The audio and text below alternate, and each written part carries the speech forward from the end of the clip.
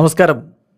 Raf talk ഫുട്ബോളിലേക്ക് അവർക്കും സ്വാഗതം. വേൾഡ് കപ്പിൻ്റെ ഫൈനലിൽ പരാജയപ്പെടുക എന്നുള്ളത് വളരെ ബുദ്ധിമുട്ടേറിയ കാര്യമാണ്, നിരാശ ഉണ്ടാക്കുന്നതാണ്. പക്ഷേ മെസ്സിക്ക് അദ്ദേഹം നേടിയ കാര്യത്തിൽ വലിയ അഭിമാനം ഉണ്ടാകുമെന്ന കാര്യം എനിക്ക് ഉറപ്പുണ്ട്. പിന്നെ മെസ്സിയും ക്രിസ്ത്യാനോയും ഒക്കെ എന്ന് പറഞ്ഞാൽ എന്നെ സംബന്ധിച്ചിടത്തോളം അവർ തമ്മിൽ 10-15 കൊല്ലം ഡിഫറെൻ്റ് സ്റ്റൈലിൽ വല്ലാത്തൊരു ബാറ്റിലാണ് ഫുട്ബോൾ ലോകത്ത് നടത്തിയത്. ജെറാർഡ് പീക്കെ പറയുകയാണ്. അദ്ദേഹത്തിൻ്റെ വാക്കുകളിലേക്ക് നമ്മളൊന്ന് പോകുന്നു. ESPNനോടാണ് അദ്ദേഹം ഇക്കാര്യങ്ങൾ സംസാരിച്ചിരിക്കുന്നത്. കിങ്സ് ലീഗ് ക്ലബ് വേൾഡ് കപ്പിനിടയിലാണ് അദ്ദേഹം ഇത് പറയുന്നത്.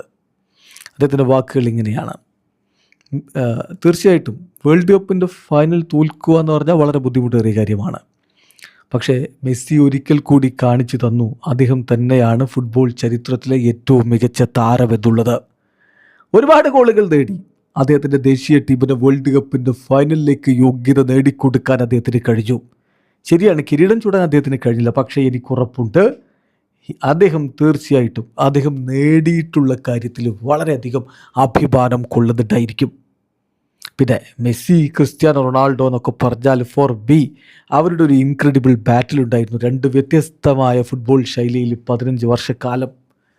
ഞാൻ വിചാരിക്കുന്നത് ഇത് അവരുടെ പ്ലേയിങ് കരിയറിലെ അവസാന സമയമാണെങ്കിൽ പോലും അവർ മികവിൽ തന്നെയാണ് എന്നതാണ്. നമ്മൾ കണ്ടില്ല, ഈ വേൾഡ് കപ്പിൽ അവർക്ക് ഗ്രേറ്റ് ഗെയിംസ് ഉണ്ടായിരുന്നു. അവരുടെ കരിയറിൻ്റെ അവസാനത്ത് പോലും മികച്ച മത്സരങ്ങൾ അവർക്ക് കളിക്കാൻ കഴിയുന്നു എന്ന് PK എടുത്തു പറയുന്നു. അതേസമയം ഫുട്ബോൾ ലോകത്ത് ഇന്നുള്ള ഏറ്റവും മികച്ച 2 ടീമുകൾ അത് സ്പെയിനും ഫ്രാൻസുമാണെന്ന് തന്നെ അദ്ദേഹം പറയുന്നു. അദ്ദേഹത്തിൻ്റെ വാക്കുകൾ അതുകൂടി നോക്കുകയാണ്. അദ്ദേഹം പറയുന്നു, സ്പെയിന് വളരെ മികച്ച രൂപത്തിലാണ് സെമി ഫൈനൽ മത്സരത്തിൽ ഫ്രാൻസിനോട് കളിച്ചത്. അവർ വിജയം അർഹിച്ചിരുന്നു. അത് കൃത്യമായിട്ട് അവർ കാണിച്ചു തന്നു ലോകത്തെ ഏറ്റവും മികച്ച ടീം തങ്ങളാണ് എന്നുള്ളത്. ഈ സ്പെയിനാണെങ്കിലും ഫ്രാൻസിനാണെങ്കിലും 2 ടീമുകളിലും നെക്സ്റ്റ് ജനറേഷൻ ബിഗ് പേരുകളാണുള്ളത്, ബിഗ് നെയിംസ് ആണുള്ളത്.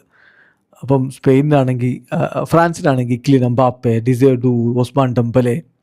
സ്പെയിനാണെങ്കിൽ ലമീൻ യമാൽ, പെഡ്രി, കുബാസി, ഇങ്ങനെയൊക്കെ സൂപ്പർ താരങ്ങളുണ്ട്. അപ്പോൾ ഭാവി നമുക്ക് മുന്നിലേക്ക് എന്ത് വെക്കുന്നു എന്നുള്ളതാണ് ഞാൻ ഉറ്റുനോക്കുന്നത്. ഭാവിയിൽ എന്ത് സംഭവിക്കും? ഫ്രാൻസ് അവരുടെ കോച്ചിനെ മാറ്റുന്നു, സിദാൻ വരുന്നു. തീർച്ചയായിട്ടും അത് വർക്കാവുമോ അടുത്ത യൂറോ കപ്പിൽ നമുക്ക് നോക്കാം. വേൾഡ് കപ്പ് അവർ നേടുമോ നോക്കാം.